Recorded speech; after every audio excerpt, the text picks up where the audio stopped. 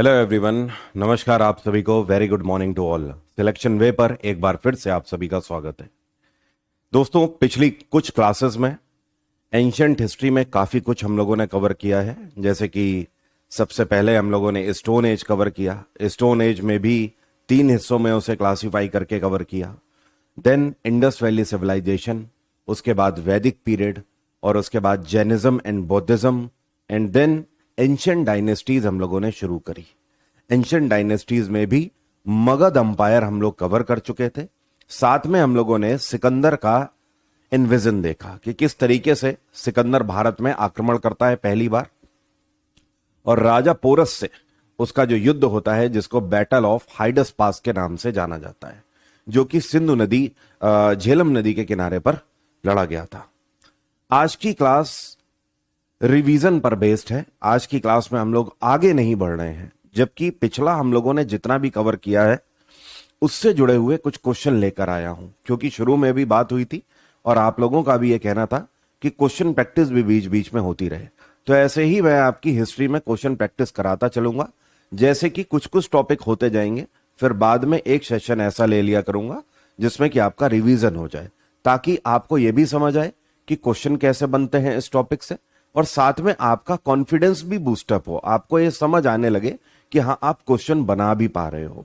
ऐसा ना होने पाए कि हम सिर्फ पढ़ते चले जा रहे हैं लेकिन क्वेश्चन कैसे हम हैंडल करेंगे। ठीक है, क्योंकि आप में से मैक्सिमम स्टूडेंट्स ऐसे हैं जिनका अभी जीएस का फाउंडेशन जस्ट स्टार्ट हुआ है। जैसे कि अगर हम बैच 4 या 5 वालों की बात करें, उनका तो खत्म होने वाला है, बट 6 और 7 सिलेक्शन, बैच 6 और 7 के जो स्टूडेंट हैं, आपका जस्ट स्टार्ट हुआ है अभी बैच।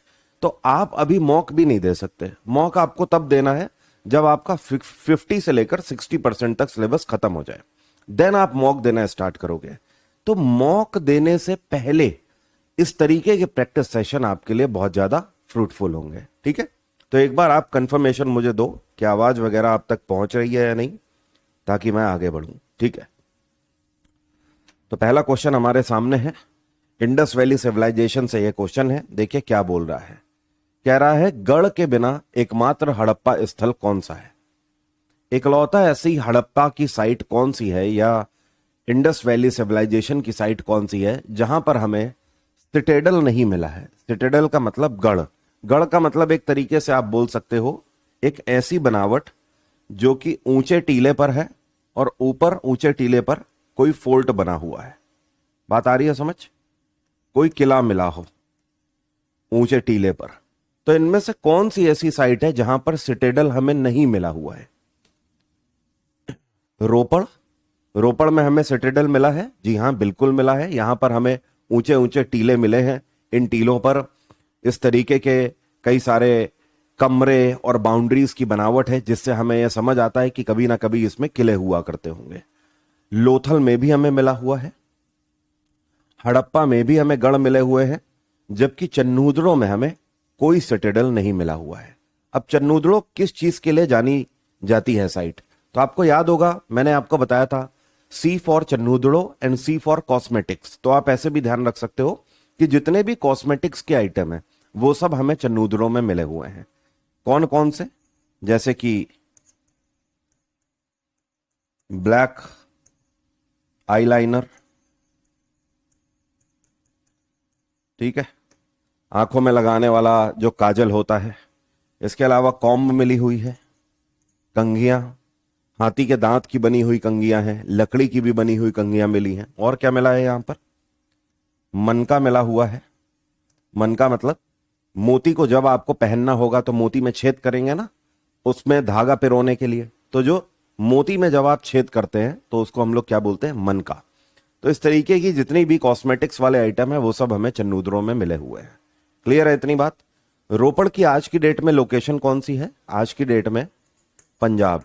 लेकिन पंजाब भारत वाला नहीं, पाकिस्तान वाला रीजन, जो सॉरी भारत वाला रीजन जो पंजाब का है। लोथल जो है ये आज की डेट में गुजरात लोकेशन है, जबकि हड़प्पा जो है ये पाकिस्तान का पंजाब रीजन है। तो ध्यान रखिएगा, रोपड़ जो है ये भारत का पंजाब रीजन है, यहां पर इंडिया लिख देता हूं, और जो हड़प्पा है ये आज की डेट में पाकिस्तान के पंजाब वाले रीजन में है। ये वाला क्वेश्चन देखिए, सिंधु घाटी सभ्यता में कौन सी धातु अज्ञात थी? बहुत सिंपल क्वेश्चन है। आईवीसी के लोग कौन सी धातु के बारे में नहीं जानते थे? आपने यह पढ़ा हुआ है। सोने के बारे में, लोहा, चांदी या कुपर, तांबा।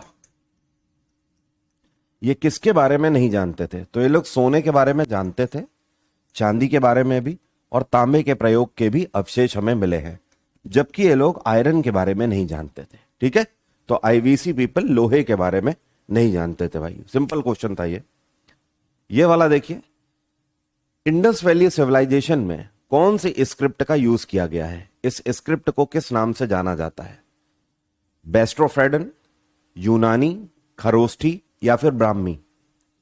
और ध्यान है ना, आपने पढ़ा हुआ है, इस लिपि को, इस स्क्रिप्ट को हम आज तक भी आइडेंटिफाई नहीं कर पाए हैं, हम पूर्ण रूप से इसको समझ नहीं पाए हैं, या फिर आप ये बोल सकते हो हम उसे पढ़ नहीं सकते हैं।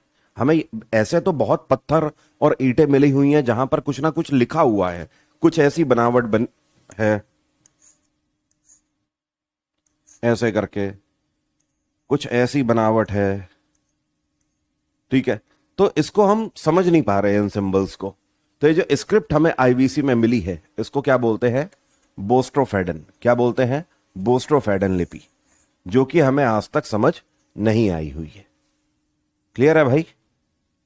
ठीक है, ये वाला देखिए, सिंधु घाटी सभ्यता का सबसे आधुनिक स्थल कौन सा है? सबसे ज्यादा मॉडर्न साइट कौन सी है इंडस वैली सिविलाइजेशन की? हिंट दे रहा हूं, जहां से हमें बहुत सारी चीजें मिली हुई हैं और जहां से हमें यह पता लगता है कि यह जगह बहुत भव्यता का केंद्र रही होगी। लोग यहां पर दूर दूर से आते होंगे ट्रेड करने के लिए, व्यापार करके जाते होंगे, चीजें यहां पर खरीदी और बेची जाती होंगी। तो यह हड़प्पा है, लोथल, मोहनजोदारो या फिर रोपड़? आप ही लोग आंसर करिए, मुश्किल क्वेश्चन नहीं है। ऋतु कुमारी, इशरत, सक्षम, दिव्या, रानी, सभी के आंसर सही हैं, बिल्कुल सही। दिस इज मोहनजोदारो, सबसे आधुनिक स्थल सिंधु घाटी सभ्यता का। ठीक है, मोहनजोदारो की खुदाई कब करी गई? तो इसको एक्सकवेट किया गया था 1922 में। किसके द्वारा किया गया था, यह भी पूछा जाता है। तो ये हैं आरडी बनर्जी। कौन है? आरडी बनर्जी, पूरा नाम राखाल दास बनर्जी। ठीक है, एंड लोथल ध्यान रखिएगा, सिंधु घाटी सभ्यता का लार्जेस्ट डॉक यहां पर हमें मिला हुआ है, लार्जेस्ट डॉक यार्ड। ठीक है, सबसे बड़ा बंदरगाह हमें लोथल में ही मिला हुआ है। सिंधु घाटी सभ्यता का सबसे बड़ा स्थल कौन सा है? अभी तक तो पूछ रहा था मॉडर्न साइट कौन सी है, अब पूछ रहा है सबसे बड़ी साइट कौन सी है? कालीबंगा, लोथल, राखीगढ़ी या फिर आपका रोपड़? तो यह है राखीगढ़ी, राखीगढ़ी लोकेशन। आपको पता है यह सिंधु घाटी सभ्यता की कुछ ऐसी लोकेशंस में से है जिनमें आज भी खुदाई चल रही है और आज भी लगातार हमें कुछ ना कुछ चीजें मिल रही हैं। यह कहां पर है? यह हरियाणा के हिसार डिस्ट्रिक्ट में है, हिसार हरियाणा आज की डेट में। क्लियर है? रोपड़ से हमें क्या मिला हुआ है? यहां पर इंसान के साथ कुत्ते को दफनाने के अवशेष मिले हुए हैं, इंसान के साथ कुत्ते को दफनाने के अवशेष मिले हैं। ठीक है, लोथल आपका लार्जेस्ट डॉकयार्ड है, ये है जिसके लिए इंपॉर्टेंट है। साथ में जो लोथल है, यहां पर हमें हाथी के दांतों का सेट मिला हुआ है, पूजा की बेदियां मिली हुई हैं जिनको फायर अल्टर बोलते हैं। ठीक है, कालीबंगा, यहां पर हमें काली चूड़ियां मिली हुई हैं, काली चूड़ियां मिली हुई हैं। ठीक है, क्लियर है भाई? ओके, कच्ची पकी हुई चूड़ियां, हर तरीके की यहां पर चूड़ियां मिली हुई हैं। साथ में केवल मिट्टी की ही नहीं बल्कि धातु की भी चूड़ियां मिली हैं कालीबंगा में। यह वाला देखेंगे, आईवीसी की सबसे बड़ी बंदरगाह कहां पर पाई गई है? लार्जेस्ट डॉक लगातार हम लोग बात कर रहे हैं, कहां पर पाया गया है? लोथल में। कहां पर? लोथल में। लोथल का मतलब गुजरात की बात हो रही है यहां पर। ठीक है, क्लियर है इतनी बात? अच्छा एक बात बताइए, सिंधु घाटी सभ्यता का वो कौन सा शहर है जहां पर सबसे ज्यादा आबादी निवास करती थी? इसके अवशेष हमें मिले हैं। आईवीसी का ये कौन सा शहर था जहां पर सबसे ज्यादा आबादी निवास करती थी, सबसे ज्यादा पॉपुलेशन थी? कराया हुआ क्वेश्चन है, बताइए। मैं आपसे पूछ रहा हूं कि आईवीसी में लार्जेस्ट पॉपुलेशन कौन सी साइट पर थी, किस जगह पर थी? ये अवशेष हमें मिले हुए हैं। सोनिया का कहना है मोहनजोदारो, नहीं। ध्यान करने की कोशिश करिए। अक्षय का कहना है राखीगढ़ी। राखीगढ़ी तो सबसे बड़ी साइट है, यहां पर हमें गांव के गांव पूरे मिलते गए हैं। ये लार्जेस्ट साइट है, मोहनजोदारो नहीं। पॉपुलेशन की बात हो रही है, सबसे ज्यादा आबादी वाला। आपके पास पीडीएफ होगी। शुभम का आंसर बिल्कुल सही है, शुभम का आंसर सही है, बस और किसी का आंसर नहीं सही है। शुभम के लिए तालियां हो जाएं भाई। हालांकि शुभम को सुनाई नहीं देगी, लेकिन ईमानदारी से बजाइए। यह है दाइमाबाद। दाइमाबाद। तभी कहता हूं क्लास में ध्यान रखना है, आपको फोकस्ड रहना है, बार बार पढ़ने की जरूरत ना आए। आपको बार बार तब पढ़ना पड़ेगा जब आपका क्लास में फोकस नहीं रहेगा, जब आप आसपास की चीजों पर ध्यान दे रहे होगे, कौन क्या कमेंट कर रहा है, ठीक है। इन सब चीजों से जब आप हटेंगे तब आपको ध्यान रहेगा क्लास में आपने क्या पढ़ा है। अब आप पीडीएफ बाद में देखिएगा, आपको वहां पर पीडीएफ में ही मिलेगा ये लिखा हुआ। सिंधु घाटी सभ्यता में निम्नलिखित में से कौन सा एक मूल्यवान कृषि उत्पाद था, बताइए। मतलब आपसे यहां पर यह पूछ रहा है कि इनमें से ये कौन सा एग्रीकल्चर सिंधु घाटी सभ्यता के लोग करते थे जिसका मूल्य था काफी, मतलब व्यापार के स्तर पर बहुत अच्छा प्रॉफिट वगैरह देती होगी ये चीज। मिलेट, टोबैको, पोटैटो या फिर इंडिगो? देखिए, बाजरा के अवशेष नहीं मिले हैं, तंबाकू के भी अवशेष कोई नहीं मिले हैं। सिंधु घाटी सभ्यता के लोग तंबाकू के बारे में भी नहीं जानते थे। तंबाकू को भारत में पोर्चुगीज लोग लेकर आए हैं, आगे आप पढ़ेंगे। आलू भी भारत में नहीं हुआ करता था, इसको भी भारत में पुर्तगाली लोग लेकर आए आगे चल के। This is Indigo. भारत में प्राचीन काल से नील की खेती हो रही थी और सिंधु घाटी सभ्यता में हमें इंडिगो के बहुत सारे अवशेष मिले हुए हैं। नील यहां के लोग उत्पादित करते थे और नील का व्यापार भी करते थे मेसोपोटामिया के लोगों के साथ, ठीक है। तो ध्यान रखेंगे, अब से क्वेश्चन ये गलत नहीं होना चाहिए। आईवीसी की किस साइट पर हमें दफन कुत्ता मिला हुआ है, मतलब इंसान के साथ कुत्ते को दफनाने के अवशेष मिले हुए हैं? तो अभी बात करी हम लोगों ने रोपड़, ठीक है। रोपड़, रोपड़ आज की डेट में करंट लोकेशन है पंजाब। और आपसे क्वेश्चन पूछता है रोपड़ कौन सी नदी के किनारे पर स्थित है, तो यह सतलज नदी के किनारे पर स्थित है, सतलज रिवर के किनारे पर स्थित है, ठीक है भाई। क्लियर है इतनी बात? चलिए अब कुछ क्वेश्चन आपके वैदिक पीरियड से पूछता हूं। चलिए मुझे बताइए, ऋग्वेद में कितने मंडल हैं? देखूं कितने लोगों को याद है। ऋग्वेद में कितने मंडल हैं, बताइए जल्दी से, डिले नहीं होना चाहिए। आपने पढ़ा है और मैंने पढ़ाया है और दोनों ने ईमानदारी से पढ़ाया है। करिए आंसर जल्दी से। ऋग्वेद में कितने मंडल हैं? 10 मंडल हैं। वेरी नाइस, ठीक है, बिल्कुल सही, 10 मंडल हैं, ठीक है। ऋग्वेद में अगर आपसे पूछा जाए कितने हाइम्स हैं, मतलब भजन की बात हो रही है, कितने हाइम्स हैं, तो 1028 हाइम्स हैं। अगर आपसे पूछा जाए ऋग्वेद में कितने वर्सेस हैं, मतलब मंत्र कितने हैं, तो कितने हैं? 10,600 मंत्र हैं। क्लियर है इतनी बात सभी को? ध्यान रखोगे मेरे भाई?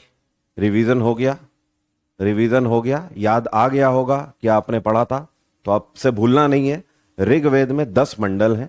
ऋग्वेद में अगर भजन पूछा जाए या हाइम्स पूछा जाए कितने हैं? 1028 हाइम्स हैं। कितने मंत्र हैं? तो 10,600 मंत्र हैं। क्लियर है इतनी बात सभी को? ठीक है। अब मुझे यह बताइए,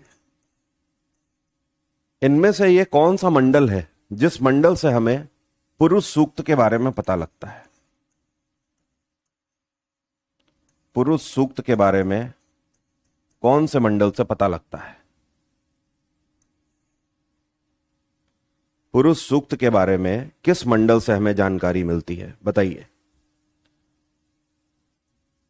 पुरुष सूक्त का जिक्र हम लोगों ने किया था वैदिक पीरियड में, इसको हम लोगों ने पढ़ा भी है। बताइए। 9th। शुभम का कहना है 10th। जतिन का भी आंसर सही है 10th। जो लोग 10th बोल रहे हैं उन सभी का आंसर सही है। पुरुष सूक्त के बारे में हमें जो जानकारी मिलती है वो 10वें मंडल से मिलती है, 10th मंडल से। और याद है आपको पुरुष सूक्त का जिक्र मैंने कब किया था? जब मैंने आपको बताया था कि पुरुष सूक्त ही 10वें मंडल में वो चैप्टर है जिससे हमें वर्ण व्यवस्था के बारे में पता लगता है। किसके बारे में? वर्ण सिस्टम के बारे में पता लगता है। ठीक है भाई, जिसमें 4 तरीके के वर्णों का हमने जिक्र किया था। अब कुछ और आगे बढ़ते हैं, जैसे कि वर्ण कितने हैं? वर्ण कितने हैं? वर्ण 4 हैं। ठीक है, ठीक है। वेद कितने हैं? वेद भी 4 हैं। ठीक है। और वेदांग कितने हैं? वेदांग 6 हैं। यह बात ध्यान रखेंगे। ठीक है, जैसे कि निरुक्त हो गया, सत्य हो गया, कल्प हो गया, व्याकरण हो गया, ये सब आपने वेदांग में पढ़े हुए हैं। जबकि वेद आपके 4 कौन कौन से हैं? ऋग्वेद, सामवेद, यजुर्वेद और अथर्ववेद। ठीक है। जो ऋग्वेद है इससे हमें किसके बारे में पता लगता है? इससे हमें मंत्रों के बारे में पता लगता है और मंत्रोच्चारण के बारे में पता लगता है कि मंत्र तो है ही है, मंत्रों का उच्चारण कैसे करना है, उनका प्रोनाउंसिएशन कैसे करना है। सामवेद से हमें स्वयंवर के बारे में पता लगता है और संगीत के बारे में पता लगता है। तो इसको भी ध्यान रख सकते हो ऐसे, सा से सामवेद, सा से स्वयंवर और सा से संगीत। ठीक है। यजुर्वेद से हमें गद्य और पद्य के बारे में पता लगता है। गद्य मतलब ऐसे राइटिंग या ऐसे कंपोजिशन, और पद्य का मतलब है पोइट्री कंपोजिशन। ठीक है, कि भजन वगैरह आप कैसे बनाओगे। अथर्ववेद से हमें किसके बारे में पता लगता है? A for Atharvaveda, A for Ayurveda. तो आप ऐसे भी ध्यान रख सकते हो, आयुर्वेद की जानकारी हमें इससे मिलती है। साथ में मैजिकल ट्रिक्स, मैजिकल ट्रिक्स, जादुई ट्रिक्स। ठीक है, क्लियर है? चलिए आगे बढ़ते हैं। आईवीसी की किस साइट पर हमें काली चूड़ियां बेक्ड और हाफ बेक्ड मिली हुई हैं? तो काली चूड़ियां हमें कालीबंगा में मिली हुई हैं। अब एक बात बता दीजिए, कालीबंगा आज की डेट में करंट लोकेशन कौन सी है? जल्दी से, कालीबंगा की करंट लोकेशन कौन सी है? कितने लोग बता पाएंगे?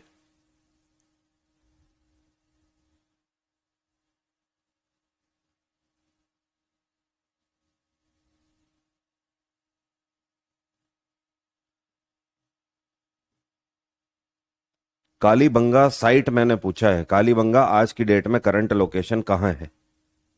बताइए। पढ़ा हुआ है आपने? वाओ, ये कौन है? एक बच्चा कह रहा है पाकिस्तान में है, एक कह रहा है पंजाब में है। राजस्थान वाले सभी लोग सही हैं। और राजस्थान में कहां पर? हनुमानगढ़। तो प्रेजेंट डे हनुमानगढ़ राजस्थान। ठीक है, ये क्वेश्चन कई लोगों का गलत हो गया है, पूछते ही गच्चा खा गए। अब एक क्वेश्चन और पूछा जाता है कि यहां पर कौन सी नदी बहती है, तो ध्यान रखना है यहां पर घग्गर नदी बहती है। कौन सी नदी? घग्गर रिवर। ठीक है, अब तो नहीं गलत होगा। इस सेशन का मेन मकसद ही यही है कि आपका रिवीजन हो जाए, आपकी आंखें खुल जाएं कि हाँ, जो हमने पढ़ा हुआ है उसमें भी हम बहुत सारी चीजें भूल रहे थे। सिंधु घाटी सभ्यता के किस स्थल से हमें उस समय की प्रतिभाशाली वास्तुकला के बारे में पता चलता है? अगर अंग्रेजी में बोले तो आपसे पूछ रहा है ये कौन सी साइट है जिसमें we know about the genius architecture of that time? Dholavira, Rakhigarhi, Kalibanga या रोपड़? रोपड़ में तो इंसान के साथ कुत्ते को दफनाने के अवशेष मिले हुए हैं। ठीक है, तो अगर इंसान के साथ कुत्ते को दफनाने के अवशेष हैं तो वो किसी आर्किटेक्चर का तो हिस्सा हुए नहीं। अब काली चूड़ियां जो मिली हुई हैं कालीबंगा में, ये भी आर्किटेक्चर का हिस्सा नहीं है। ठीक है, अब राखीगढ़ी या फिर धोलावीरा? राखीगढ़ी या फिर धोलावीरा? राखीगढ़ी जो हरियाणा के हिसार में है। ठीक है, यहां पर हमें मॉन्ड्स मिले हुए हैं, कई टीले मिले हैं, यहां पे हमें गांव के गांव मिले हुए हैं पूरे। ठीक है, ईंटें मिली हुई हैं, गर्त पर कपड़े का प्रभाव मिला हुआ है, ये सब है। जबकि धोलावीरा की जब हम बात करते हैं तो यहां पर हमें दो तरीके के स्ट्रक्चर मिले हुए हैं। याद है, पीपीटी में दो तरीके की फोटो मैंने दिखाई थी। नीचे जो फोटो थी उसमें बस्तियां बनी हुई थी जो कि लाल ईंटों से बनाई गई थी, छोटी ईंटों से। जबकि ऊपर की फोटो आपको जो दिखाई थी उसमें रॉक्स का यूज किया गया था, चट्टानों का, जो कि कॉन्फ्रेंस हॉल वगैरह बनाने के लिए किया जाता था। ठीक है, तो यहां पर रॉक स्ट्रक्चर भी मिले हुए हैं और ब्रिक स्ट्रक्चर भी मिले हुए हैं। Brick structure. ठीक है मेरे भाई, क्लियर है इतनी बात सभी को? इसके अलावा धोलावीरा से हमें ड्रेनेज सिस्टम के बारे में भी पता लगता है। ड्रेनेज सिस्टम, उनके पानी की निकासी के बारे में। ठीक है, पानी की निकासी, यहीं से हमें यह पता लगता है कि ये लोग पानी को लेकर कितना सीरियस हुआ करते थे। इनको पानी की इंपॉर्टेंस बहुत पता थी। यहीं से हमें पता लगता है कि यहां पर प्रत्येक घर के अंदर वो अपना पर्सनल कुआं भी खोद के रखते थे। ठीक है भाई, तो ये है धोलावीरा, जहां से हमें इनके जीनियस आर्किटेक्चर के बारे में पता लगता है। अगला देखते हैं, आईवीसी में मांडा स्थल पर कौन सी नदी बहती है? बहुत बढ़िया क्वेश्चन है, बताइए। अगर आपको यह पता है कि मांडा कहां पर है इंडस वैली सिविलाइजेशन में, तो आप इसका आंसर कर लेंगे। बताइए, आईवीसी के मांडा स्थल पर कौन सी नदी बहती है? याद है, आईवीसी की शुरुआत में ही मैंने आपको आईवीसी के चारों कॉर्नर बताए थे, चारों direction, north, south, east, west. तो बस वहीं से क्वेश्चन पूछ रहा है आपसे। ठीक है, आप लोगों ने देखा था ऊपर उत्तर में कश्मीर से लेकर नीचे दक्षिण में महाराष्ट्र तक, यहां पर मांडा रीजन है। और यहां पे कौन सी नदी बहती है? चिनाब नदी बहती है। किसी ने आंसर किया था क्या?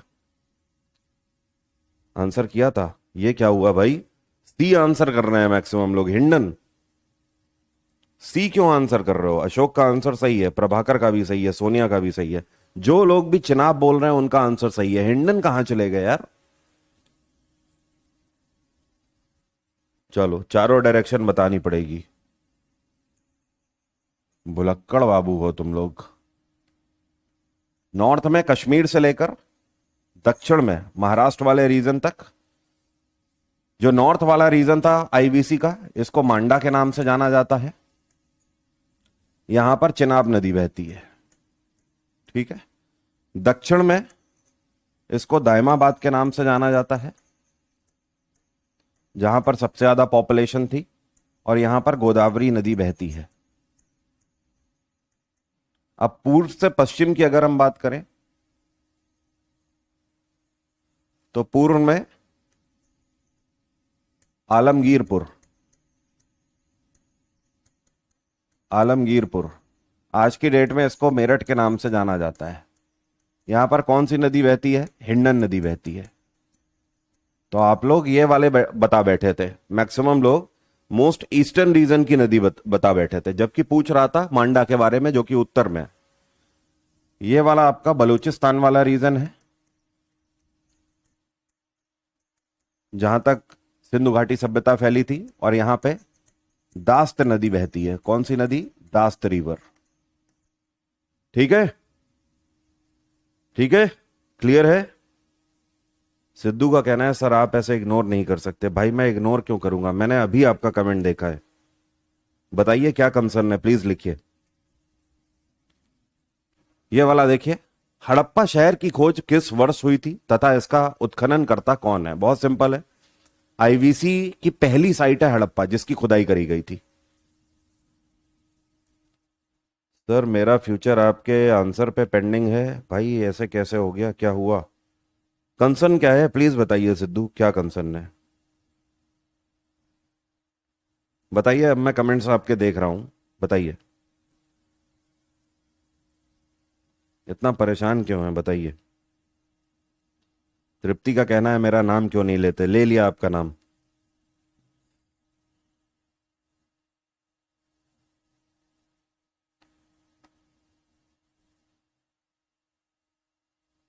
बोलो भाई सिद्धू। चले अभी देखता हूं।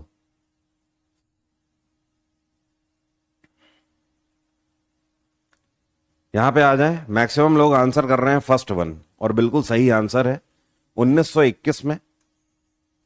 ठीक है, लेकिन 1921 वाले दो ऑप्शन है। पहले में कह रहा है दयाराम साहनी, दूसरे में कह रहा है यज्ञदत्त शर्मा।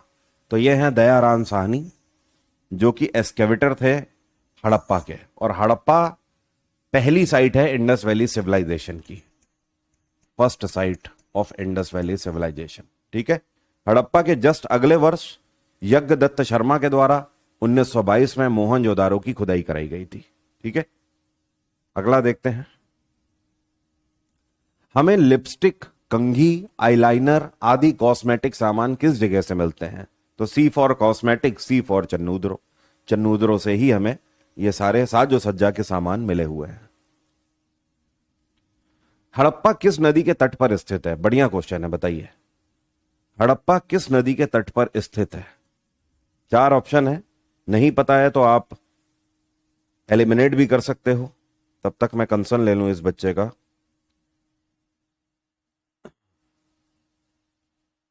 सर मैं 1 साल से पढ़ाई नहीं हो रही है मेरी, मेरी मम्मी का इलाज चल रहा था इसलिए सर। अब वापस कैसे स्टार्ट करूं स्टडी, प्लीज बताओ अब मैं कैसे स्टार्ट करूं। देखिए, पहली बात तो ये कि आई होप आप उस चीज से उबर चुके हैं, तभी आप ये लिख रहे हैं कि आपकी मम्मी की तबीयत खराब थी, मतलब अब तबीयत में सुधार है। ऐसा तो है नहीं कि उनकी केयर अभी नहीं करनी होगी, केयर करनी होगी, लेकिन सबसे पहले तो अपनी मानसिक स्थिति को ठीक करिए। आप इस बात को समझिए कि आपको ये दोनों चीजें एक साथ लेकर चलनी है, आपको उनकी केयर भी करनी है, और अगर आप इस टाइम पर तैयारी नहीं कर पाए तो आगे आपका जीवन मुश्किल में हो सकता है।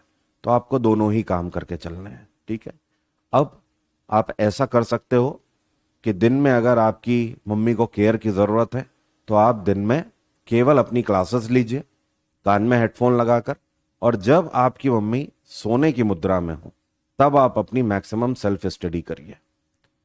करने आपको दोनों ही काम पड़ेंगे।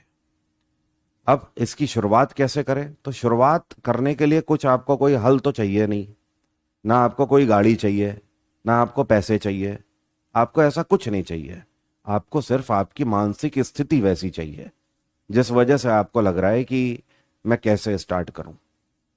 और इसके लिए केवल एक ही चीज सबसे बेहतर है, आप उस लक्ष्य को देखिए कि जिस लक्ष्य को प्राप्त करने के बाद आपका जीवन बदल जाएगा।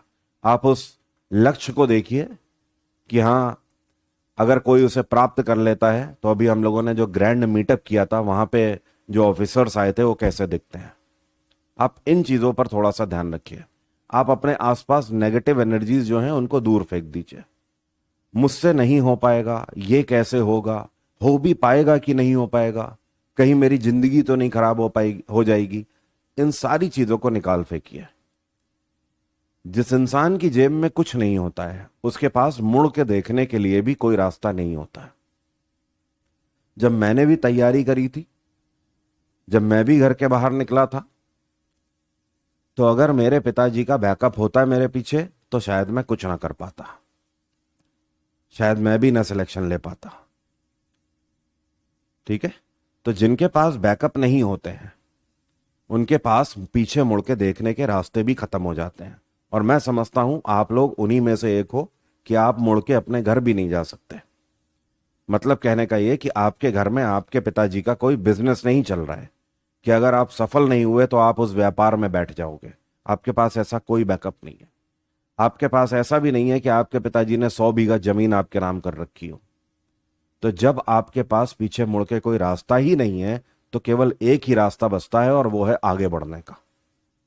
बस इतना आप अपने दिमाग में रखिए कि आप पीछे मुड़ के गए तो आपको कुछ मिलेगा नहीं। जैसे धुरंधर में जस्सी अपने घर जाता है ना बाद में, तो जसकीरत को उसके घर वाले भी नहीं पहचानते। क्यों? क्योंकि वो आगे इतना बढ़ चुका होता है। तो जब तक आप ये चीज नहीं सोचेंगे कि आपके पीछे कुछ नहीं है, ये आपको समझना पड़ेगा। आपको यही समझना है, ये सोच अपने दिमाग में आपको हमेशा रखनी है कि आपके पीछे कुछ है नहीं, कोई बैकअप नहीं है। आपके पास इस टाइम पर सबसे बड़ी कोई चीज है ना तो बस वो वही है कि आपके माता पिता ने आपको एक कोर्स दिला दिया है, बस। और ये भी मान के चलिए कि बहुत ज्यादा दिन तक वो आपको खिला भी नहीं पाएंगे। तो ये कुछ टाइम है जो कि शांति भरा टाइम है, इसको यूटिलाइज कर लो मेरे भाई। नहीं तो उसके बाद जैसे जैसे टाइम बढ़ेगा ना, सब पूछना शुरू करते हैं आपके घर वालों से, आपसे, बेटा अभी तक तैयारी कर रहे हो, कितने साल हो गए तैयारी करते। वो चीजें ना खा जाएंगी आपको। वो जो आवाजें हैं ना, वो आवाजें गूंजती हैं अंदर। मैंने देखा हुआ है, मैंने सुना हुआ है। जब मेरे छोटे भाई की नौकरी लग गई थी मेरे से पहले, तो मुझे पता है क्या बोलते थे। मुझे ये तक मेरे कानों में पड़ा हुआ है कि तुम्हें शर्म नहीं आती है, तुम्हारा छोटा भाई जो कि नौकरी लेके चला गया, तुम अभी भी घर पे बैठे हुए हो। हालांकि मैं टीसीएस छोड़ के आया था गवर्नमेंट जॉब की प्रिपरेशन करने, उसके बाद तक लोगों ने मुझे सुना दिया था। और कोई और नहीं, मेरी बुआ, खुद की बुआ। तो अभी बहुत अच्छा समय है, आपको बहुत शांति में तैयारी करने का मौका मिल रहा है। मैंने तो इस हद तक बातें सुनी हुई हैं कि मैं आपको क्या ही बताऊं, बहुत करीब से देखा हुआ है। तो पीछे कुछ नहीं है, आप यही मान के चलिए, जो करना है आपको ही करना है। और कोई नहीं मेहनत करेगा, सिर्फ आपको ही मेहनत करनी है अपने लिए। कोई आपके लिए कुछ नहीं करेगा, आपको ही अपने आप को उठाना है बस। कोई नहीं आने वाला, ना कोई ऊपर से कोई शक्ति आने वाली है उतर के, ना कोई समुंदर से तूफान आएगा उठ के आपके गिले शिकवे, आपके जीवन में सारी चीजों को इनको खत्म करने। सिर्फ आप ही हो जो इस तूफान को समेट सकते हो अपने अंदर और आगे बढ़ सकते हो। सब कुछ भूल जाइए, ठीक है? चलिए इधर आ जाइए। हड़प्पा किस नदी के तट पर स्थित है? दास्त, गंगा, ब्यास या रावी? रावी नदी के किनारे पर, ठीक है। मैक्सिमम लोग रावी नदी आंसर भी कर रहे थे। लवकुश सही आंसर, दीपक का भी सही है। अगला देखिए, आईवीसी लोगों के इनमें से किसके साथ व्यापारिक संबंध थे? ग्रीक, मेसोपोटामिया, इंडोनेशियाई लोगों के साथ, या इनमें से किसी के साथ नहीं? हम सभी को पता है मेसोपोटामिया के लोगों के साथ इनके व्यापारिक संबंध थे, ठीक है। और मेसोपोटामिया की हमें कौन सी चीज सिंधु घाटी सभ्यता में मिली है? तो हमें सिलिंड्रिकल स्टैंप मिली हुई है, सिलिंड्रिकल स्टैंप, ठीक है। बेलनाकार मोहर मिली हुई है। और मेसोपोटामिया रीजन का मतलब समझ रहे हैं? आज की डेट में इराक वाला रीजन, इराक ईरान में फैला हुआ, मेनली इराक में। सिंधु घाटी सभ्यता का सर्वाधिक जनसंख्या वाला स्थल कौन सा है? अभी आप लोगों ने इसका आंसर ही किया था। यह महाराष्ट्र का दाइमाबाद रीजन है, जहां पे गोदावरी नदी बहती है और यहां पर सबसे ज्यादा पॉपुलेशन का अंदेशा लगाया गया है। मोहनजोदारो का स्थानीय नाम क्या है? बढ़िया क्वेश्चन। मोहनजोदारो को किस और नाम से भी जाना जाता है? मृतकों का टीला बोलते हैं, उत्तरजीवी का टीला, योद्धाओं का टीला, या फिर प्राचीन काल का टीला? बताइए। मोहनजोदारो का स्थानीय नाम क्या है? The mound of dead, the mound of survivor, the mound of warrior, the mound of ancient? ए वाले सभी लोग सही हैं, बिल्कुल सही। स्वार्थी, जयंत, सभी का आंसर सही है। द मॉन्ड ऑफ डेड, मृतकों का टीला। ठीक है, क्लियर है? क्योंकि लगातार यहां पर मोहनजोदारो में हमें ग्रुप्स में बहुत सारे स्केलेटन मिले हुए हैं अलग अलग टीलों पर, इस वजह से इसको मॉन्ड ऑफ डेड भी कहा जाता है। और ये जो मोहन है, ठीक है, मोहन, ये मोहनजोदारो जो वर्ड आया है ये सिंधी भाषा से आया है, क्योंकि पाकिस्तान के सिंध प्रांत में स्थित है। तो मोहन का मतलब क्या है? मोहन का मतलब ही मृतक है। और दारो का मतलब क्या है? दारो का मतलब टीला। ठीक है, क्लियर है? सिंधु घाटी सभ्यता में निम्नलिखित में से कौन सा जानवर अज्ञात था? मतलब आईवीसी के लोग किस जानवर के बारे में नहीं जानते थे? शेर, घोड़ा, हाथी या बैल? देखिए, बुल तो हमें सील भी मिली हुई है, मतलब ऐसी मोहरें मिली हुई हैं जिसमें सांड बना हुआ है, बुल बना हुआ है, बैल बना हुआ है। तो बैल के बारे में तो जानते थे भाई ये लोग। लायन, हॉर्स या फिर एलिफेंट? बताइए। मोनाली और सपना, आलोक, प्रियांशु, यश, सभी चीतों के आंसर बिल्कुल सही हैं। लायन। ठीक है, लायन। शेर के बारे में कोई भी एविडेंसेस नहीं मिलते हैं कि ये लोग जानते होंगे, या जानते भी होंगे तो हमें एविडेंस ऐसे नहीं मिले हैं। जबकि घोड़ा, हाथी, इस तरीके की बनावट इनके टेराकोटा में मिली हुई है, मतलब मिट्टी के खिलौनों में घोड़े, हाथी, बुल, इन सब की बनावट मिली हुई है। कालीबंगा स्थल किस राज्य की भूमि पर पाया गया है? अभी हम लोगों ने बात भी करी थी। कालीबंगा कहां पर है? हनुमानगढ़ में। और हनुमानगढ़ कहां पर है? राजस्थान में। ठीक है भाई, नेक्स्ट देखो। मोहनजोदारो की पशुपति मोहर पर निम्नलिखित में से क्या चिन्हित नहीं है, हमसे पूछ रहा है। जो पशुपति मोहर है जो कि हमें मोहनजोदारो में मिली हुई है, इसमें क्या चीज नहीं बनी हुई है? गैंडा, हाथी, चीता या फिर बैल या सांड? बताइए, इनमें से कौन सी चीज इसमें से चिन्हित नहीं है?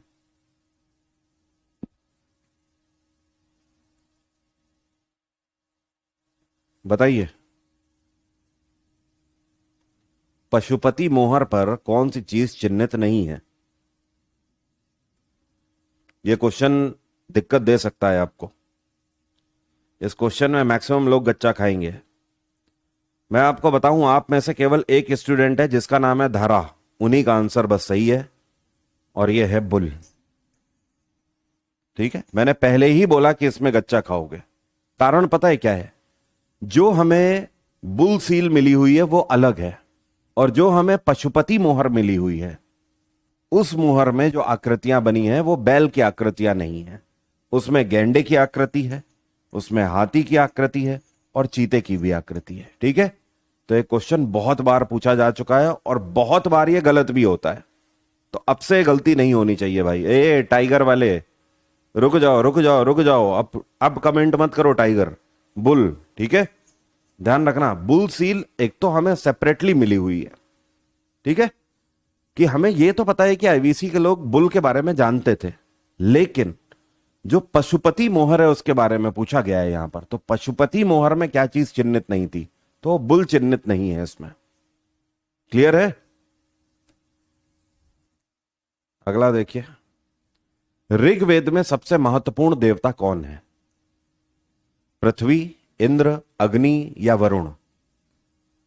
ऋग्वेद में सबसे महत्वपूर्ण देवता कौन से हैं? आपने पढ़ा हुआ है, इंद्र देवता की सिग्निफिकेंस सबसे ज्यादा थी, और ऋग्वेद में सबसे ज्यादा बार किस देवता का उल्लेख किया गया है? तो इसका भी आंसर इंद्र देवता ही है। ठीक है, इंद्र का उल्लेख सबसे ज्यादा बार किया गया है। बाकी वरुण का भी उल्लेख किया गया है, और वायु का भी उल्लेख किया गया है, और अग्नि का भी किया गया है। इन सभी देवताओं का उल्लेख किया गया है, बट इंद्र की सिग्निफिकेंस सबसे ज्यादा है। चलिए एक और बात बताइए, वैदिक पीरियड में शिव को किस नाम से जाना गया है? वेदों में शिव का उल्लेख किस नाम से किया गया है? पढ़ा है आपने, बताइए।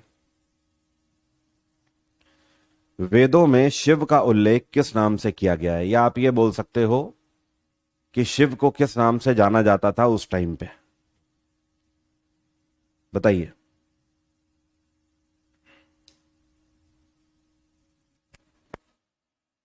वैदिक पीरियड में शिव को किस नाम से जाना गया है? बहुत टफ भी क्वेश्चन नहीं है भाई। अंकिता, दीपक, सही है आंसर, सभी के सही है आंसर। भाई ध्यान रखोगे, जिनको नहीं पता था वो ध्यान रखें आपसे। शिव को रुद्र के नाम से जाना गया है। ठीक है, क्लियर है। एक और क्वेश्चन पूछा जाता है, वैदिक पीरियड में, हम लोग बात कर रहे हैं किसकी? वैदिक पीरियड की। ठीक है, अगर आपसे पूछा जाए सबसे ज्यादा बार किस नदी का उल्लेख किया गया है, बताइए। सबसे ज्यादा बार किस नदी का उल्लेख किया गया है? सबसे ज्यादा बार उल्लेख बताइए। तो सबसे ज्यादा बार उल्लेख किया गया है जिस नदी का, यह है यमुना नदी। ठीक है, अगर आपसे पूछा जाए वैदिक पीरियड में सबसे, या फिर वेदों में सबसे पवित्र नदी किसको बोला गया है? तो सबसे पवित्र नदी, तो हमारा आंसर क्या होगा? बताइए, सबसे पवित्र नदी किसको बोला गया है?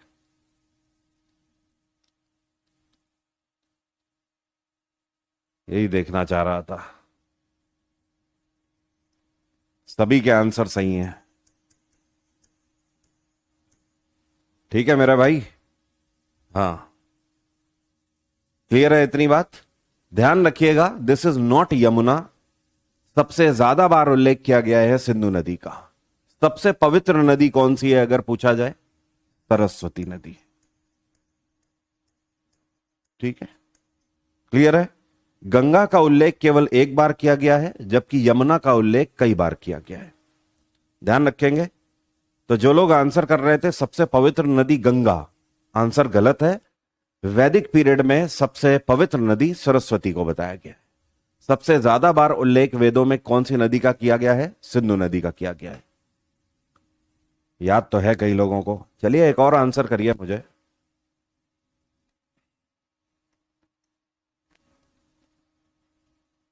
आपको बताना है पाटलिपुत्र की स्थापना किसके द्वारा करी गई थी? फाउंडर ऑफ पाटलिपुत्र, जिसको आज की डेट में पटना शहर बोलते हैं, यह बड़ा ही प्राचीन कालीन शहर है। पाटलिपुत्र शहर की स्थापना किसके द्वारा करी गई थी? बताइए। सर आपका टेलीग्राम चैनल कैसे ढूंढें? मेरे यूट्यूब चैनल पे जाइए और उसमें कोई भी वीडियो पर क्लिक कर दीजिए, नीचे डिस्क्रिप्शन में देखिएगा, ऑफिशियल टेलीग्राम का लिंक मिल जाएगा। अनुराग का आंसर सबसे सही आया है, और पहले बिल्कुल सही, उदयन। किसके द्वारा? उदयन के द्वारा। तो अगर आपसे क्वेश्चन पूछा जाए सबसे पहले पाटलिपुत्र की स्थापना किसने करी? उदयन। सबसे पहले पाटलिपुत्र को अपनी राजधानी किसने बनाया? तो भी आंसर होगा उदयन। ठीक है, पाटलिपुत्र को कैपिटल भी उदयन ने ही बनाया था। ठीक है भाई, ये वाला देखिए, द ग्रेट बाथ आईवीसी के किस स्थल पर पाया गया है? बहुत सिंपल है। द ग्रेट बाथ हमें सिंधु घाटी सभ्यता के किस स्थल पर मिला हुआ है? तो यह हमें मिला हुआ है मोहनजोदारो में। मोहनजोदारो से और हमें मिलनी क्या क्या चीज मिली हुई है? यहां से हमें ब्रोंज डांसिंग गर्ल मिली हुई है, ब्रोंज डांसिंग गर्ल, ठीक है, कांसे की नाचती हुई लड़की की मूर्ति, साथ में बियर्डेड मैन स्टैचू मिला हुआ है, बियर्डेड मैन स्टैचू, दाढ़ी वाले आदमी का स्टैचू, ठीक है। और क्या मिला हुआ है? द ग्रेट बाथ तो मिला ही हुआ है, ग्रेनरी मिली हुई है, ठीक है, अन्नागार जिसको बोलते हैं, अन्न के होने के अवशेष। और क्या मिला हुआ है? टेराकोटा मिले हुए हैं, मिट्टी के खिलौने, ये सारी चीजें मिली हैं। इसके अलावा यहां से हमें मेसोपोटामियन सील भी मिली हुई है और पशुपति सील भी मिली हुई है। साथ में मोहनजोदारो से हमें शिवलिंगम भी मिला हुआ है, ठीक है, 5 सेंटीमीटर का एक शिवलिंग मिला हुआ है अर्घ के साथ। आलमगीरपुर आईवीसी का कौन सा दिशा वाला कोना है? बहुत बढ़िया क्वेश्चन। आलमगीरपुर कौन सी डायरेक्शन में पड़ने वाला सिंधु घाटी सभ्यता का शहर है? अभी हम लोगों ने बात भी करी थी, बताइए। सर एंशंट हिस्ट्री अभी तक कितनी हुई है? काफी हो चुकी है, थोड़ी बची है, केवल एंशंट डायनेस्टीज ही बची हुई हैं।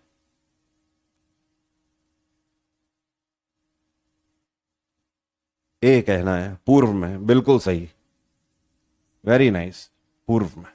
अभी बात करी थी ना, ऊपर मांडा है, दक्षिण में दायमाबाद है, पूर्व में आलमगीरपुर है, ठीक है। इसी को मेरठ के नाम से जाना जाता है आज की डेट में। और यहां पर बलूचिस्तान वाला रीजन, बलूचिस्तान। तो हमसे पूछ रहा है किसके बारे में? मोस्ट ईस्टर्न लोकेशन के बारे में। यहां पर नदी कौन सी बहती है? हिंडन नदी।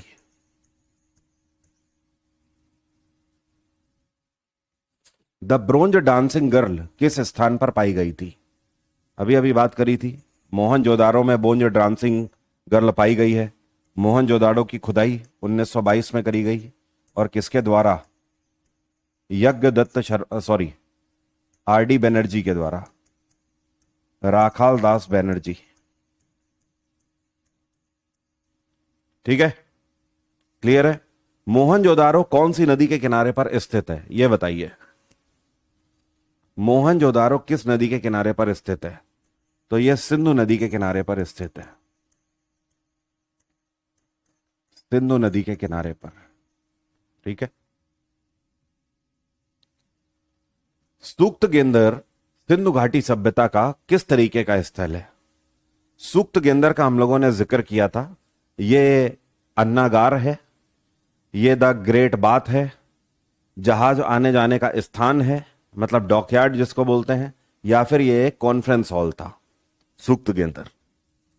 अगर लोकेशन वाइज हम लोग बात करें, ठीक है, तो आपने जब देखा था इंडस वैली सिविलाइजेशन को, तो जब हम पश्चिम की ओर जाते हैं तो ये सिंधु नदी बह रही है, पाकिस्तान से होते ही अरब सागर में गिर रही है। और जब हम पश्चिम में जाएंगे तो यहां पर पड़ता है सूक्त गेंदर। आज की डेट में पाकिस्तान का जो कराची पोर्ट है वो इसके पास है। एक्चुअली आप बोल सकते हो ग्वादर पोर्ट जो है ना, वही है सूक्त गेंदर, ठीक है। तो क्वेश्चन ये पूछा जाता है कि सिंधु घाटी सभ्यता का सबसे बड़ा डॉक कौन सा है? तब आपका आंसर होगा ये गुजरात वाला लोथल, ये सबसे बड़ा डॉक है, ठीक है। लेकिन एक क्वेश्चन पूछा जाता है कि which is the most western dockyard of Indus valley civilization, मतलब सिंधु घाटी सभ्यता का सबसे पश्चिमी बंदरगाह कौन सा है? तो आपका आंसर होगा सूक्त गेंदर, ठीक है। तो सूक्त गेंदर क्या था? बंदरगाह था, डॉकयार्ड, जहां से जहाज आते जाते थे, सामान ले जाने लाने का काम करते थे। क्लियर है भाई? हड़प्पा सभ्यता के बारे में कौन सा कथन सही है? ओके, चलिए पढ़ते हैं। यहां की संस्कृति स्थिर थी, गाय उनके लिए पवित्र थी, घोड़े की बलि की जानकारी उन्हें थी, पशुपति उनके पूजनीय थे। इनमें से कौन सा कथन सही है पूछ रहा है, मतलब 3 गलत हैं, 3 गलत हैं इनमें से। तो देखते हैं। कल्चर वॉज स्टैटिक, संस्कृति स्थिर थी, ऐसा नहीं है। अगर संस्कृति स्थिर होती, ठीक है, तो फिर हमें अलग अलग मोहरें कैसे मिल रही हैं? अलग अलग जगहों पर अलग अलग हमें स्ट्रक्चर क्यों मिल रहे हैं? जैसे धोलावीरा में हमें अलग तरीके की साइट्स मिली हुई हैं, वहां पे ब्रिक्स का अलग तरीके से यूज किया गया है, जबकि मोहनजोदारो में अलग तरीके से किया गया है। तो संस्कृति तो स्थिर नहीं थी। गाय उनके लिए पवित्र थी, ऐसे कोई हमें एविडेंस नहीं मिले हुए हैं कि गाय उनके लिए पवित्र थी। ठीक है, तो यह भी गलत है। घोड़े की बलि की उनको जानकारी थी। देखिए, इंडस वैली सिविलाइजेशन में अश्वमेध प्रथा के बारे में उनको कोई नॉलेज नहीं थी। अश्वमेध सैक्रिफाइस जो है यह बाद में वैदिक पीरियड में आया है, और उसमें भी लेटर वैदिक पीरियड में चला है ये। ठीक है, तो राजाओं ने आगे महाजनपद में अश्वमेध प्रथा का यूज करना शुरू किया, तो ये आईवीसी में नहीं थी, गलत है ये। पशुपति उनके पूजनीय थे, यह बात 100% सही है, क्योंकि जिस तरीके से पशुपति की मोहर मिली हुई है, साथ में शिवलिंगम मिला हुआ है, यह इस बात का प्रतीक है कि ये लोग भगवान शिव की पूजा करते थे, और भगवान शिव की पूजा बहुत प्राचीन काल से होती हुई आ रही है। मतलब आईवीसी के लोग इनको पूजते थे। ठीक है, तो फोर्थ स्टेटमेंट ही सही है, बाकी के तीन के कोई भी एविडेंस नहीं है। मोहनजोदारो और कौन सी ये जगह है जिनमें पाई गई मोहरों के बीच समानताएं हैं? चाइना से तो कोई मोहर हमें अटैच्ड नहीं मिली है, यूनान से भी नहीं, अफगानिस्तान तो पूरा भारत ही हुआ करता था। ठीक है, इसको भी हटा दीजिए। दिस इज सुमेरिया, और सुमेरिया का ही एक हिस्सा, सॉरी, सुमेरिया जो है आपका, यह आपका साउथ मेसोपोटामिया का हिस्सा है। साउथ मेसोपोटामिया, या फिर आप ये बोल सकते हो दक्षिणी मेसोपोटामिया के लोग सुमेरियन कहलाते थे, तो वो भारत से व्यापार करते थे उस टाइम पर। तो सुमेरिया की मोहरें हमें मिली हुई हैं, और इन्हीं को हम मेसोपोटामियन मोहर भी बोलते हैं। भाई, साइंस के बारे में अभी मुझे कोई नॉलेज नहीं है, हरीश सर कवर कराएंगे आपकी साइंस। और एक बार आप जो सपोर्ट वाला नंबर है सिलेक्शन वे ऐप का, उस पर आप एक बार बात कर लीजिए, टीम आपको जानकारी दे देगी। सिंधु घाटी सभ्यता की प्राचीन संस्कृति और आज के हिंदू धर्म के बीच जैविक संबंध इनमें से किसकी पूजा से सिद्ध होता है? देखिए, क्वेश्चन समझा देता हूं आपसे। यहां पर यह पूछ रहा है कि आज की डेट में जो हिंदू धर्म है और सिंधु घाटी सभ्यता में जो संस्कृति थी, तो जब पूजा की बात आती है तो ये कौन सी या किसकी पूजा उस टाइम पर आईवीसी के लोग भी करते थे और आज भी हिंदू धर्म के लोग करते हैं? ब्रह्मा विष्णु शिव। देखिए, ब्रह्मा विष्णु इनके बारे में तो कोई जिक्र नहीं है, केवल शिव का जिक्र है, और वो भी रुद्र के रूप में है, और शिव को लोग पूजा करते थे, शिव की पूजा करते थे, शिव इनके आराध्य थे, क्योंकि हमें शिवलिंगम मिला हुआ है। तो ये पूरे तरीके से तो नहीं सही है, इसलिए ये गलत है। आज की डेट में लोग हिंदू धर्म में ब्रह्मा विष्णु शिव तीनों की पूजा करते हैं, बट आईवीसी में लोग शिव की पूजा करते थे। इंद्र और लक्ष्मी, देखिए, इंद्र और लक्ष्मी इनका जिक्र वैदिक पीरियड में हुआ है। ठीक है, ना कि आईवीसी में। आईवीसी और पुराना टाइम है, तो यह भी नहीं सही है। स्टोन, ट्री एंड एनिमल, यह बात बिल्कुल सही है। सिंधु घाटी सभ्यता के लोग पत्थर की पूजा करते थे, पेड़ों की पूजा करते थे, और जानवरों की पूजा करते थे, क्योंकि अर्ली वैदिक पीरियड में ऋग्वेद में यह बताया गया है कि जो पशु थे वो शुभ माने जाते थे, लोग पशुओं की केयर करते थे, जबकि लेटर वैदिक पीरियड में उनकी बलि देने लगे। तो यह चीज पूरे तरीके से कनेक्टेड है। और आज भी आप देखोगे हिंदू धर्म में पत्थर की पूजा होती है, पेड़ों की पूजा होती है, और जानवरों की पूजा होती है। तो हमारा आंसर यही होना चाहिए। जबकि फोर्थ स्टेटमेंट में कह रहा है विष्णु और लक्ष्मी, तो विष्णु और माता लक्ष्मी दोनों के ही बारे में आईवीसी में हमें नहीं पता लगा है कुछ भी, ऐसा हमें कोई भी एविडेंस नहीं मिला है कि वो लोग भगवान विष्णु या मां लक्ष्मी के बारे में जानते हो। इनका जिक्र वैदिक पीरियड में हुआ है, तो आंसर है थर्ड वन। ठीक है भाई। आईवीसी की दास्त नदी किस स्थान पर बहती है? दास्त नदी वेस्टर्न रीजन में बहती है, बलूचिस्तान वाले रीजन में। कई बार हम लोग इसको कवर कर चुके हैं। और मांडा में चिनाब नदी उत्तर में, आलमगीरपुर, ईस्ट में हिंडन नदी और दक्षिण में दायमाबाद में गोदावरी नदी।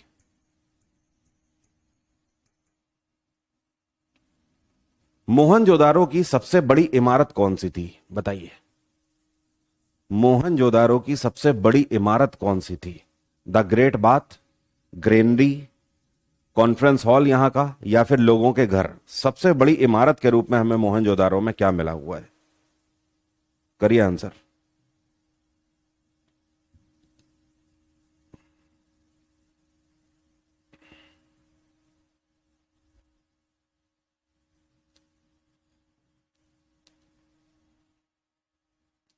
बताइए। आलोक, चंद्रकांत, जयंत, प्रभाकर। सही आंसर, बिल्कुल सही। ग्रेनरी।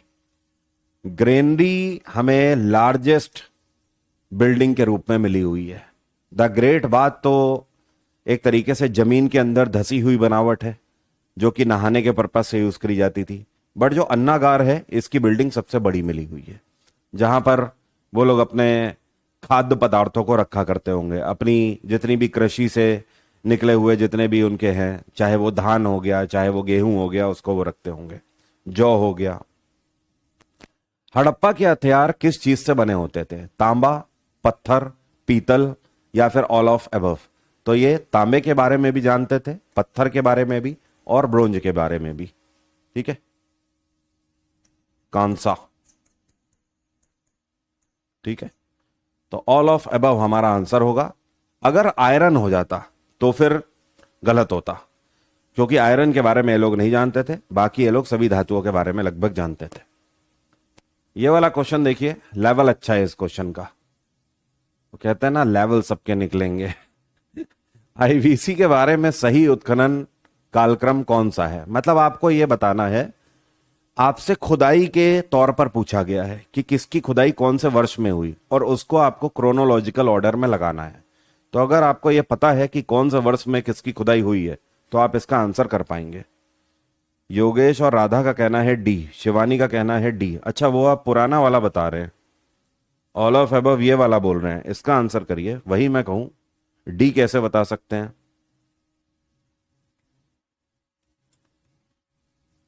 अगर हमें यह पता हो कि यह कौन से वर्ष में इनकी खुदाई करी गई है तो हम सिंपली आंसर कर सकते हैं, है ना? क्लियर है ना? प्रभाकर का कहना है 2413। ठीक है, अभी देखते हैं। प्रभाकर का कहना है 2413। ठीक है, देखिए, सबसे पहले जिस साइट की खुदाई करी गई वो थी हड़प्पा, 1921 में। ठीक है, हड़प्पा के बाद मोहनजोदारो की खुदाई करी गई 1922 में। उसके बाद चन्नूदरो की खुदाई करी गई 1931 में, और सबसे लास्ट में इनमें से लोथल की खुदाई करी गई 1955 में। तो अब अगर हम देखें तो सबसे पहले आ रहा है हड़प्पा, मतलब 2। दूसरे नंबर पे मोहनजोदारो है, मतलब 4। तीसरे नंबर पे चन्नूदरो है, मतलब 1। और चौथे नंबर पे लोथल है, मतलब 3। 2 4 1 3, और यह है डी ऑप्शन, मतलब प्रभाकर का आंसर बिल्कुल सही था। क्लियर हुआ भाई? क्लियर हुआ? इस तरीके के अगर क्वेश्चन पूछ देगा तो फिर आप मुश्किल में आ सकते हैं।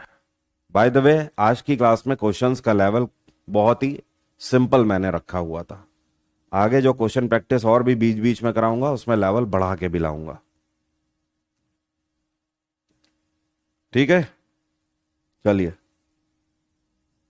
कल से आपकी वही कहानी आगे बढ़ेगी। मगध अंपायर खत्म हो चुका है, मौर्य साम्राज्य भी चल रहा है, और मौर्य साम्राज्य में अब सम्राट अशोक गद्दी पर बैठ चुके हैं।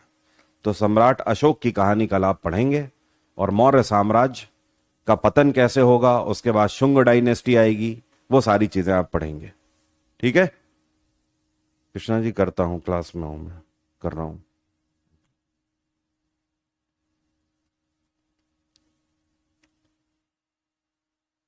ठीक है, जतिन मेरा नाम ले लीजिए, बिल्कुल ले लिया आपका नाम, जतिन।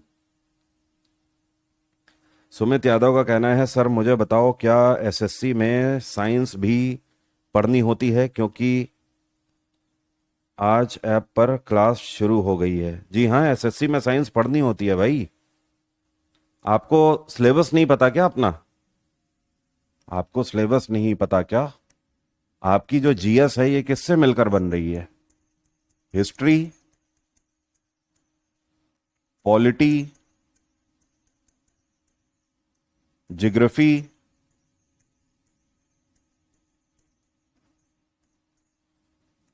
Science and economics. ये 5 सब्जेक्ट आपके कवर होंगे ना। अब इसमें वेटेज किसका सबसे ज्यादा है? सबसे ज्यादा वेटेज है हिस्ट्री का, उसके बाद वेटेज है पॉलिटी का,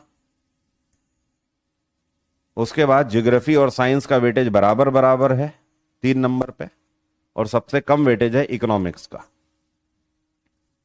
क्लियर है? ठीक है। आप ये मान के चलिए 25 में से आपको 4 से 5 या फिर 6 क्वेश्चन तक भी हिस्ट्री के मिल सकते हैं, 3 क्वेश्चन करीब पॉलिटी के मिल सकते हैं, ज्योग्राफी और साइंस के ओवरऑल मिला के 5 क्वेश्चन मिल सकते हैं, इकोनॉमिक्स के 1 या 2 क्वेश्चन मिल सकते हैं, बाकी बचे क्वेश्चन करंट अफेयर और स्टैटिक जीके से होंगे। ठीक है। तो इस तरीके से आपका वेटेज बटा हुआ है करंट टाइम के सिनेरियो को देखें तो। साइंस में भी अगर हम बात करें एसएससी की, तो एसएससी में साइंस के वेटेज में नंबर 1 पे वेटेज आता है बायोलॉजी का, सबसे अच्छे से बायोलॉजी कवर करना, और उसके बाद आपका फिजिक्स, एंड देन सबसे लास्ट में केमिस्ट्री का वेटेज है। ठीक है। जबकि यही अगर आप एग्जाम देने जा रहे हैं रेलवे का, तो रेलवे में बायोलॉजी का वेटेज सबसे कम हो जाता है, फिजिक्स का वेटेज सबसे ज्यादा, सेकंड पे केमिस्ट्री और थर्ड पे बायो। कंप्यूटर की क्लासेस आपको मिल जाएंगी, मैं अपनी क्लास डलवा दूंगा, आप कंप्यूटर वहां से कवर कर लेंगे। हाँ करनी होगी, बिल्कुल कंप्यूटर भी करना है। और इसमें से जीएस में से एक सब्जेक्ट है साइंस, ये आपको हरीश सर कवर कराएंगे, उनकी क्लास शुरू हो गई होगी।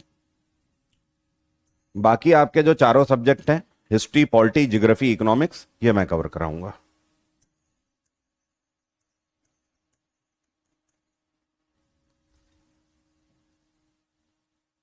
रेलवे में साइंस ज्यादा आती है। एक टाइम था जब एसएससी में भी साइंस अच्छी खासी आती थी।